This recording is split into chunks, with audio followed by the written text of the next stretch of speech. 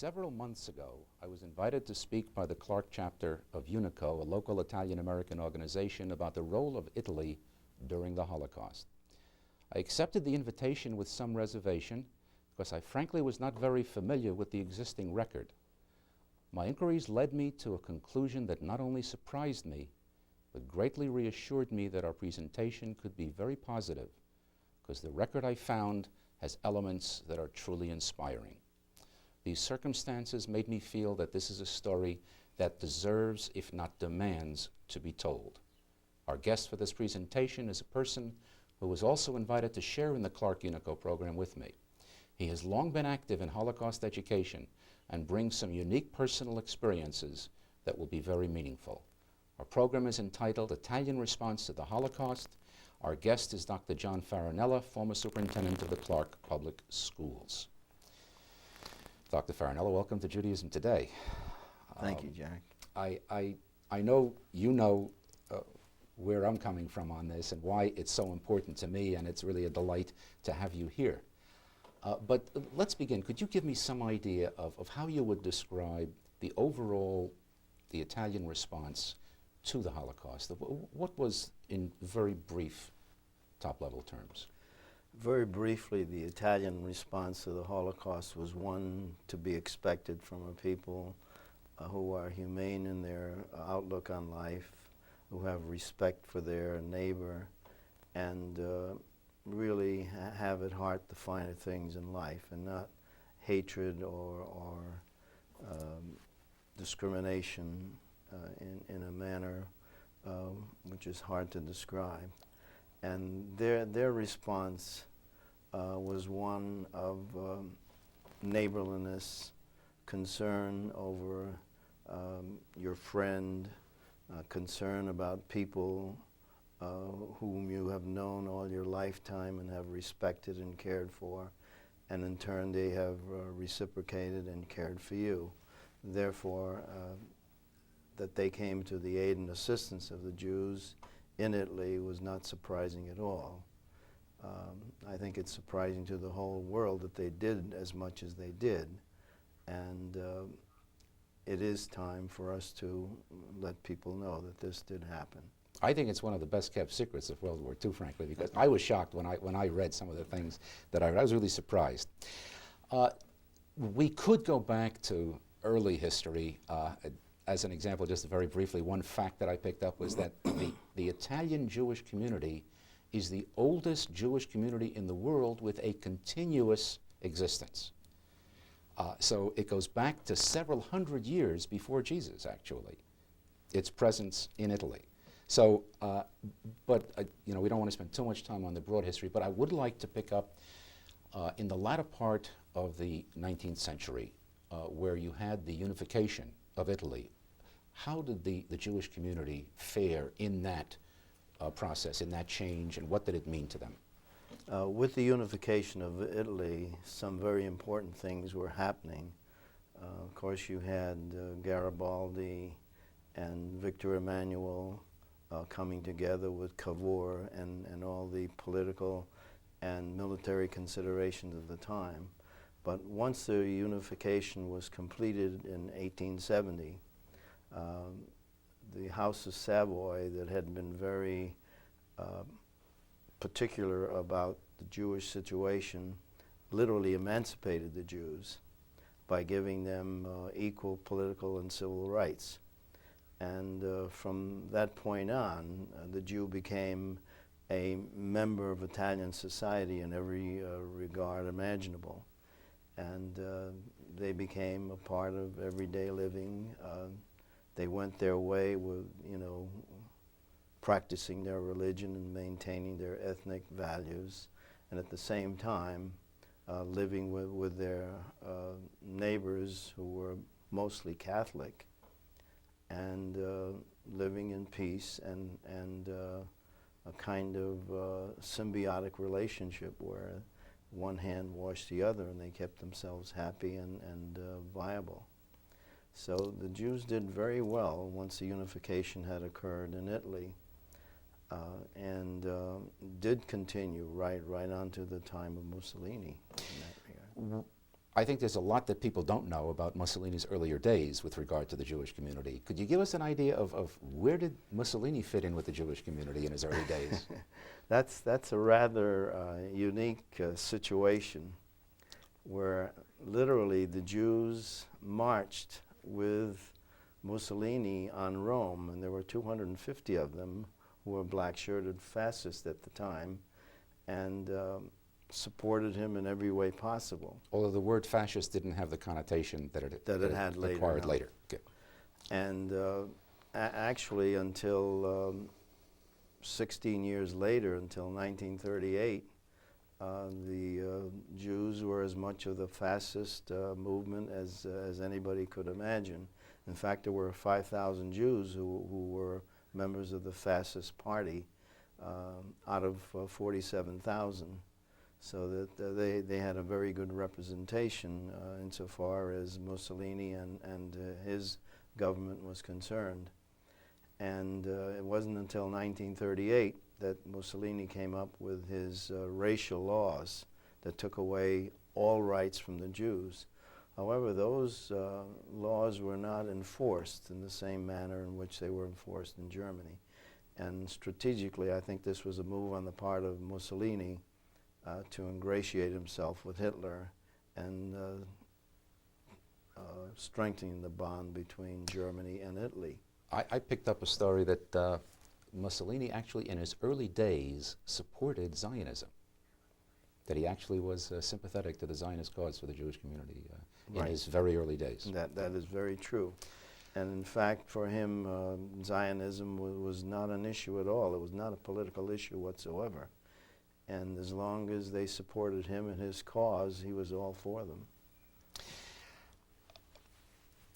Once things developed, World War II took on the dimensions that it did, Germany moved in, literally took over. Up to the time that Germany moved in, how would you describe, during the war, as a matter of fact, early days of the war, even after 1938 when the laws were passed, what was life like for the Jewish community under the Italian Mussolini's regime? There was some concern after the passing of the racial laws, but they were not enforced, and no Jews were taken, prisoner or hurt in any way. And up until Italy literally surrendered in 1943, nothing much was happening insofar as the Jewish question was concerned. So the Jewish community, in that sense, was safe. Remained pretty stable, and there was nothing that had to be done. However, I believe it was November of '43 when Mussolini was reinstated after the surrender of Italy, and the Germans took over all the northern parts of Italy that had not yet been occupied by the Allies. That immediately the German law came into effect, and 1,200 Jews were rounded up and were deported. Concentration camps were set up throughout northern Italy, and the Jews were rounded up pretty much and placed in those concentration camps. However, it was at this time that the Pope did come out with a white paper urging monasteries, convents, churches, church-affiliated organizations to provide as much support and aid to the Jews as they possibly could, even to the point of asking them to provide food, clothing, shelter, and even false documents to even escape routes. Yeah. There is some controversy about this position of the Pope. I know that there are some people in the Jewish community who are very uncomfortable with the situation. But I think it's something that we have to grapple with and somehow come to some kind of understanding. But I think the record is clear that he did indeed direct the institutions that were under his authority to open their doors and, in effect, risk their lives to help the Jewish people that were in jeopardy. I think the issue there was not so much that the Pope did something, the issue there was that many Jewish people would have liked to see the Pope do much more politically, in the political arena, to stand up and say things forthrightly and point out the horror of what was being attempted in Germany and other places. And I think many Jews would have preferred that the Pope had more courage and stood up and spoke more forthrightly on the issue. In that regard, of course, the Pope did not. However, that did not mean that he did not, in his own way, attempt to help out.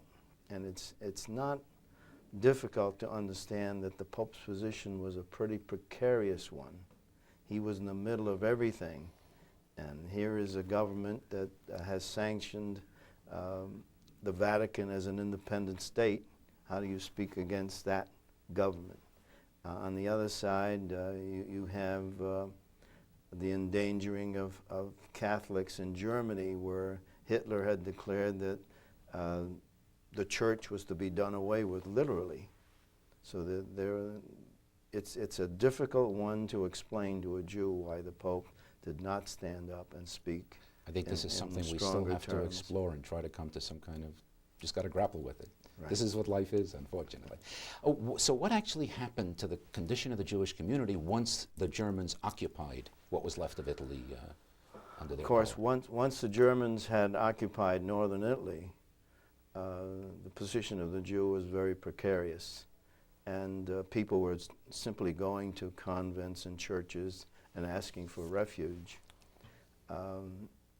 In other areas where, for instance, in one factory where the owner was a Jew, and he asked for asylum by his workers, and the workers literally sealed off one part of the factory and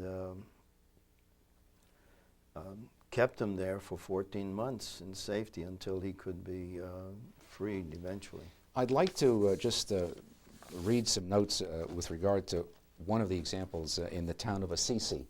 And right after this, we'll go into a break, and then we'll come back and continue our conversation.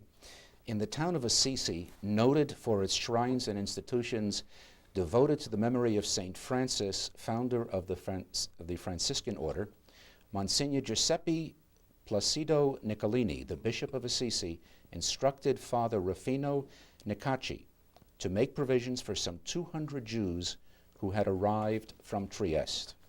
Provision was made for their safety in a number of institutions and private homes, including a convent that was later described as the only convent in the world with a kosher kitchen. Don Aldo Bernacci, a professor canon at the San Rufino Cathedral, served as the head of a rescue operation and set up a school where Jewish children received religious instruction from Jewish teachers. All 200 of the Jews cared for in Assisi escaped safely. We will now go to our break. We'll be back in just 1 minute to continue with our presentation, The Italian Response to the Holocaust, with our guest, Dr. John Farinella. A log cabin on the lake. Just me and my wife and fishing. I can tell you what I won't do.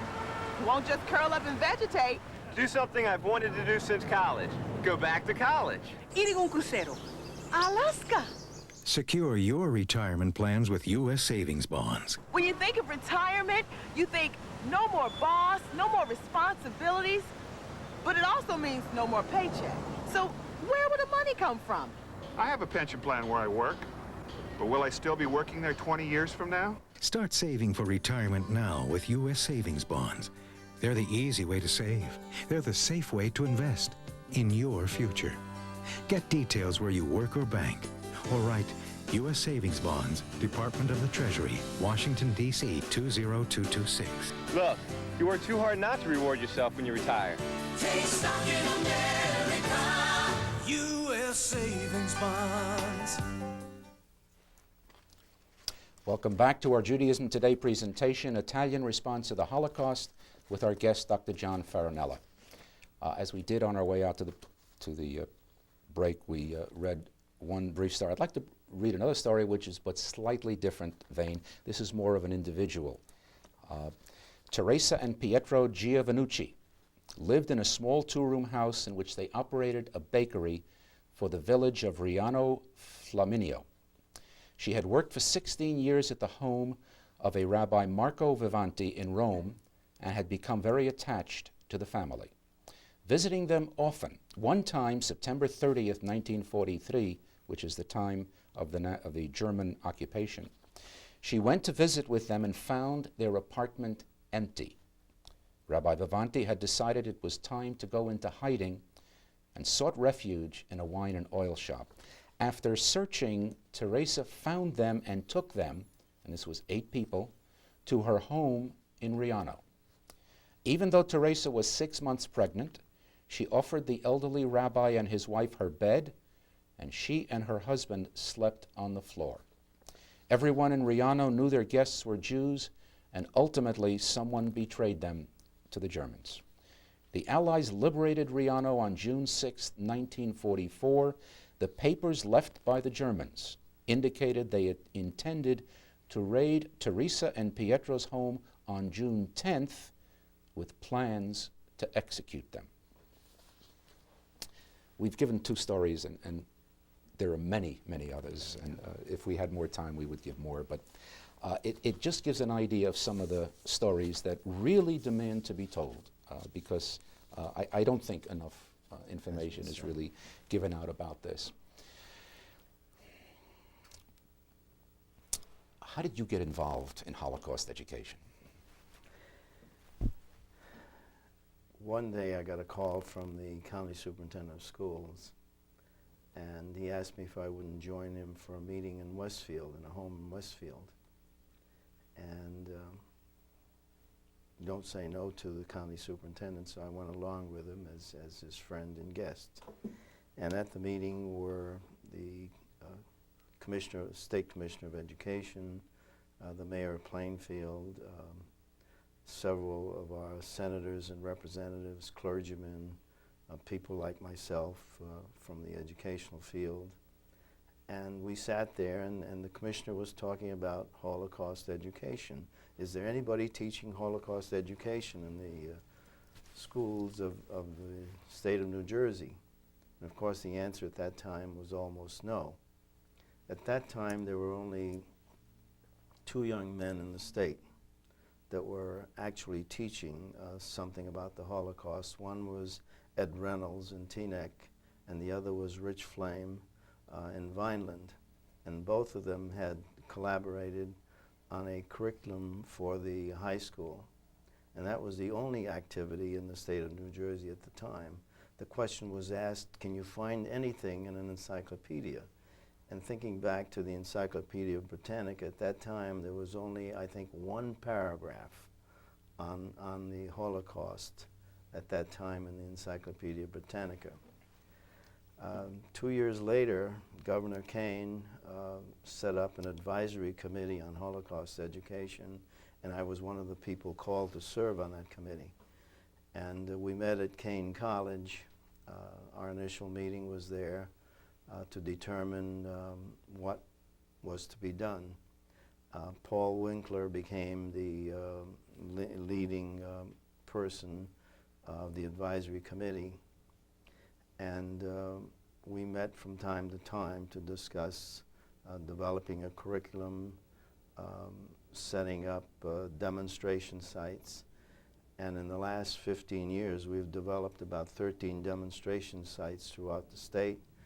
We've developed a curriculum guide that is now used and available for all state of New Jersey schools, both at the elementary and secondary level.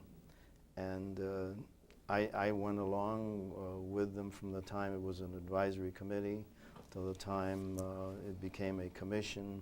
And 2 years ago, when we got the mandate through the legislature, we finally got the go-ahead signal to move along with a curriculum for every school in the state. Basically, that's how I got involved. You also have some experiences during World War II that contributed to that, though. Yes. I had been in Buchenwald in April of 1945, at the time it was liberated. and had been sent in by my commanding officer to find out what was going on in this place called Buchenwald. So 4 of us went in. We were met at the gate by a little red-headed Jewish boy, still in his prison garb. And what he said to me was, you know, I don't want anything from you fellas.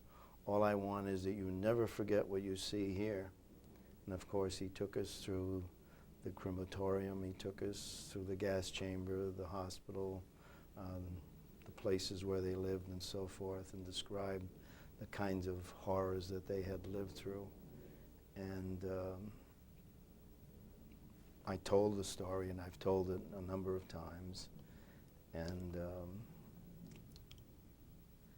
at Ohrdruf, where we got there after the bodies had been removed, when the Germans had massacred everyone left alive, had literally been massacred. That literally was a camp where the prisoners had been forced to fill the canisters with the poison gas that was to be used on the battlefield if necessary.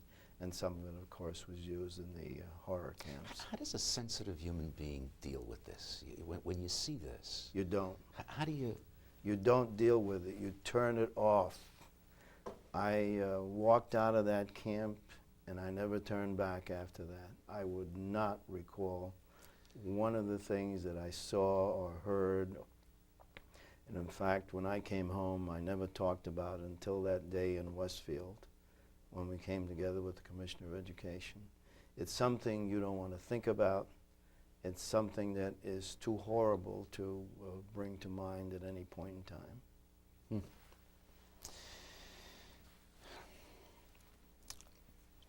How important do you feel this need for education? Is it really relevant to today's generations of children? Is it something that we really should be? The answer to that is a very definite yes, and I say and that. Obviously, why? And I say that from having worked with several groups of teachers in the last year and a half or so. What's happening in our schools is really something that we should have foreseen a long time ago.